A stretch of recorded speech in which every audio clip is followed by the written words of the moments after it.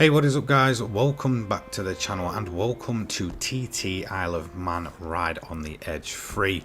The third installment of the game obviously, and in my opinion it is bigger and better than it's ever been.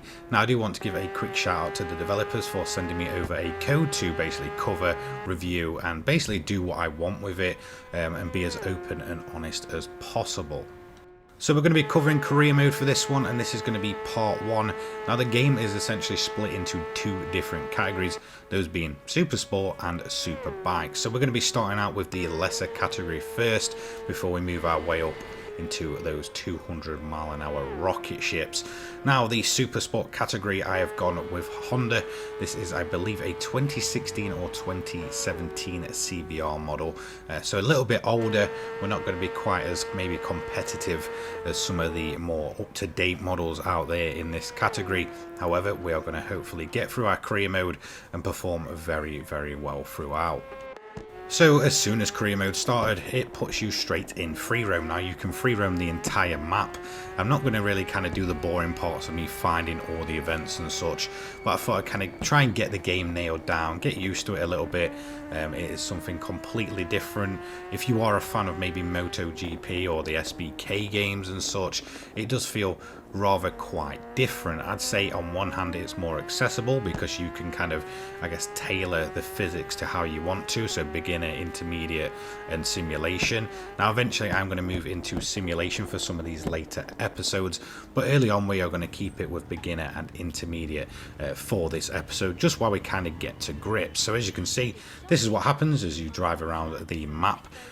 We did kind of find some discovery challenges, so kind of viewpoints, which gives you some facts.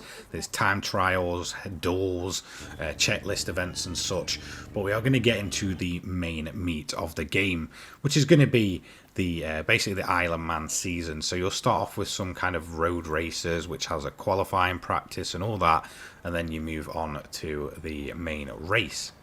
So as you can see here, we're in a practice session for our qualifying. Now this is going to take place over a section of a certain track, and as you can see we are lined up and pretty much down the order in terms of our overall pace. So we're going to get to it and let's see how we manage to get on. So straight away it puts you in autopilots. We do have full assists on for this one. You will probably see that later on. They are pretty much turned down, and as you can see it's a little bit sketchy to begin with. One of the main things I've noticed in the low speed corners is it's a bit of a nightmare to try and get perfect, and you will probably fall down quite a few times early on in those more low speed ones. However, once we do get the bike up to speed, it almost becomes like second nature. It's really not too bad to kind of judge how much speed you need, apart from here where, as you can see, I fell flat on my face and came straight off my bike. And that's one thing I do like about Isle of Man games, is the fact that it is so enclosed, it's so tight, and there's almost no room for error. So after a little bit of a rocky start to begin with, we did manage to finally get into our groove. We're coming through a little bit of a more faster section here. It is quite tight, but it is not too bad. And then we're going to kind of get into the more slower sections where we begin to just kind of go uphill a little bit. And this is where the bike's kind of at risk of, if you put the power down too early, especially if you start lowering those assists, it is going to pop its wheel up, and it's up to you to bring it straight back down. So as you can see, we're getting into some tight and twisty sections through here. Quite a bit of speed. It almost kind of varies between kind of high speed and more lower speed.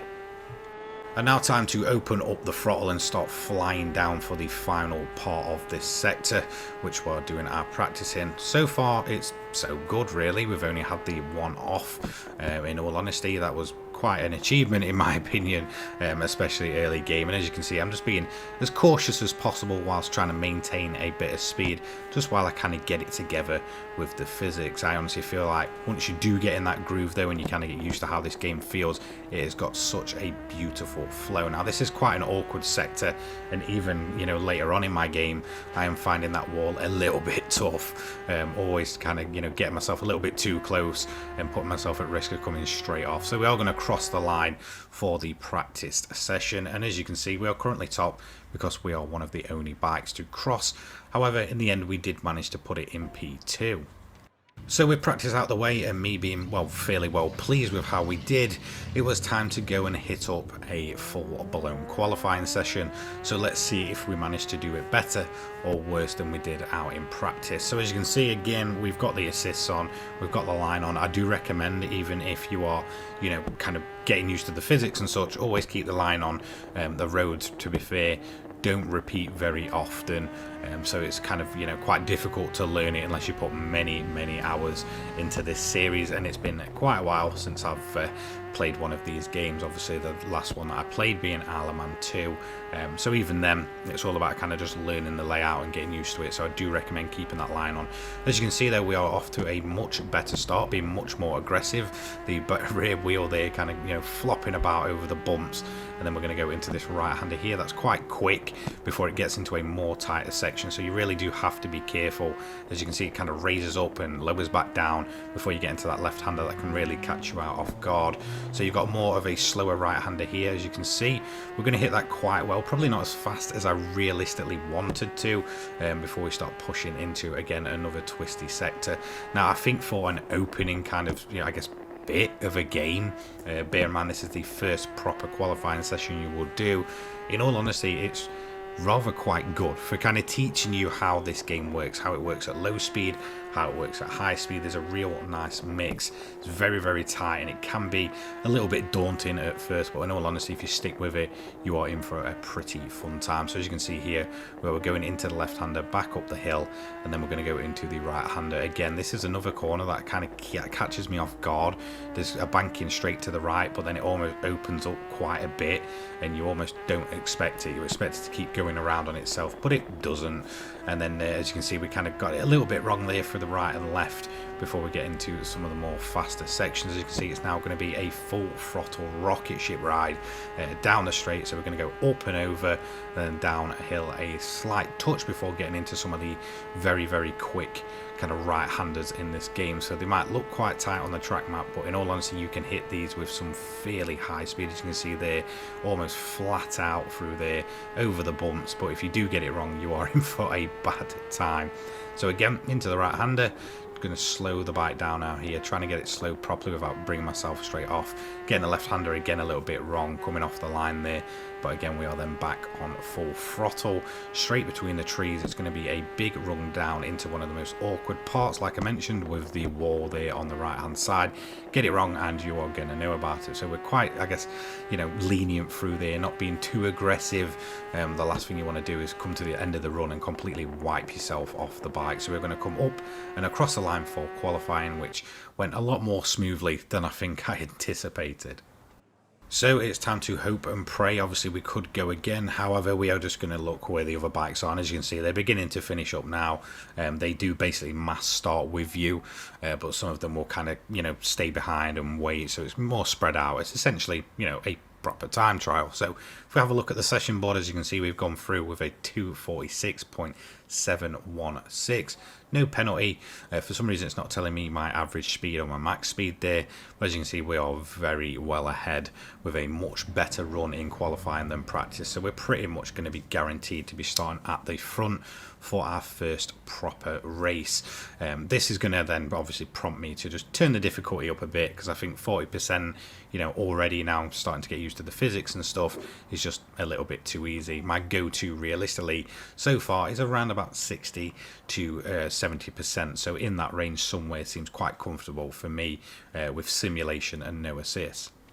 Now this is one thing I absolutely love about the career mode. As you kind of upgrade your bike, you know, you get points for where you're placing events and stuff, and it does carry over for that specific bike. So say if I wanted to go to multiplayer with kind of full level 5 upgrades and such, you can do. It does kind of go through the entire game with that bike, which means if you want to do a different season on a different bike to upgrade it, it is fully possible. It will, you know, be a lot of work, but it can be done, and I really do like the upgrade system. It's not kind of too in your face. You can fine tune your bike and such, which I think is something I'm going to play with maybe a little bit more when it comes to the super bikes over the super sports.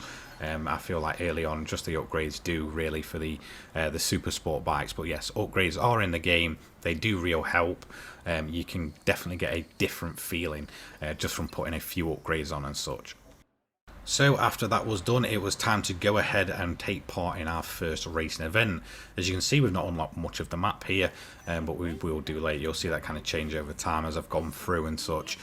So once we've done the qualifying, you then unlock the race that you've qualified for. Obviously, wherever you qualified is, well, where you're going to start. So let's see how we managed to get this one going. As you can see, straight away with a 10-second penalty, which I completely didn't realise, which is massively going to affect my result, I guess, at least early on anyway. So again, we're just doing our first race on the, I believe we're on intermediate now at this point. So in terms of the physics and such, so beginners really assisted. In all honesty, I think it's far too easy for most people. Intermediate's a good middle ground, and that's what we've gone on for this one. Again, we are fully assisted, just while we get used to the overall game. And as you can see, it does make the bike a lot more reactive. So we do have a few upgrades on and such, but it does mean that although the physics are kind of turned up to be a bit more realistic, it means the bike will move about a lot more. You've got to be more gentle on your brakes and such. And as you can see there, early doors, we are pulling out a fairly decent lead over the rest of the bikes. However, one mistake could quite easily drop us in the pack. So we're going to try and get ourselves up and over this part of the track. Again, it's probably one of the more easier parts. It's rather quite straight. It does come into a few more lower speed corners. You can see here we're going into a right-hander. That's caused us to slow down quite a bit from where we was at, but in all honesty, it's a fairly straightforward section. It does get a little bit tougher later on, which you will see. It's going to come up in a few moments time. So we're going to go into the right-hander here, into a left-hander. Again, just lifting off the bike. We're trying to be as careful as possible to keep ourselves on the bike. In all honesty, I'd rather try and maintain a lead that's overall not too quick and just try and hold up some of the other bikes than kind of push it too far and land myself directly on my arse and basically have to work my way up through the grid. So again, we've come out the right hander, began to pull a bit of a gap there into the left hander here, so a nice little bit of a brake and a lift, and then we're going to get back on the throttle. Again, I don't find this section too bad in terms of this track and this layout. I was kind of a bit worried, thinking that it's quite mountainous and stuff, but it's rather quite quick in comparison to what you'd realistically imagine. That doesn't mean that it's easy by no means. There is some sections that will really catch you out, which you will probably see throughout this series, because you will begin to recognize some of these roads where it kind of crosses over, and then when we do the full TT later on, you will probably notice pretty much everything that I've covered so far. So into the left hander here, we've got one of the bikes behind us really gaining on us through there, so again straight onto our rear. We're not quite pulling the gap out that we'd want to. Obviously I'm completely oblivious at this point to the fact that I have a 10-second penalty, but we're going to slow it down into the left hander, and then it's going to begin to run downhill. So as you can see, we're going to go up as close as we can to this wall and then bring it to the left, and again back out wide.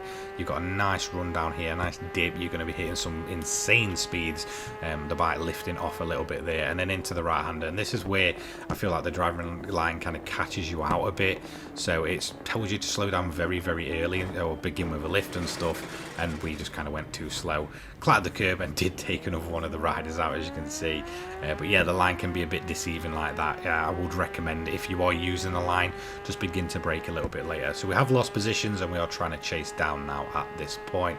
So a little bit later on into the event, we're coming into probably the more complex section. This is where you kind of get into some of the towns around the place, and in all honesty they are very difficult. There will be a little bit later on where you will see where I just cannot get it right. Even after a good few hours into this game, I'm still getting it completely wrong. So we're going into the right hander here, and it's not too bad here. It's much quicker than you actually think. It's just very tight. And now this is the part that I just cannot get right for the life of me. So this little roundabout section here, it's very tight, and if you go too slow you'll fall down. If you go too fast you'll absolutely clatter the wall. So as you can see, the AI making the same mistake. So overall, not a great opening race really for us. Obviously we got the 10-second penalty on top of falling off a couple of times. It just, I guess, wasn't meant to be for this opening race after such a good qualifying session. So P1's gone across, P2's about to go across, and we're about to go across, but obviously dropped down due to that penalty, down to P8 overall. So there we have it. That is part 1 of our Isle of Man TT Ride on the Edge free career mode done and dusted. overall, we've got a fantastic qualifying, a poor race, but next we'll be moving into some of the more, I guess, side events. So we'll have stuff like time trials, the duels and stuff. I'm not going to show too much of kind of riding around the map at this point. I'd rather do that kind of with the superbike category a little bit later on, because I think, you know, those bikes when they're flat out are just absolutely incredible, and it's something that you probably want to see in terms of the free roam mode and such. So yeah, we are going to be covering some time trials, I'll cover some duels, some task events, just to kind of show you what extras are kind of in there, apart from kind of the main, I guess, linear, I guess, career mode, where you kind of do your qualifying, then you race and blah blah blah, all the way up to the proper TT itself. Now this is a long game, and so far I'm having a ton of fun with it. Hopefully you'll join me next time for episode 2. Now I know this is a little bit different from my usual content, but it's quite nice sometimes to just kind of spread your wings and just do something a little bit different. It really is a joy to play, and I've always had a soft spot for the Isle of Man TT. It's something that I've watched year in, year out since being, you know, very, very young, and yeah, it's great to be able to play it in a proper gameplay form. So I'll see you all in episode 2. Thank you so much for watching. Have a fantastic day, guys. Peace.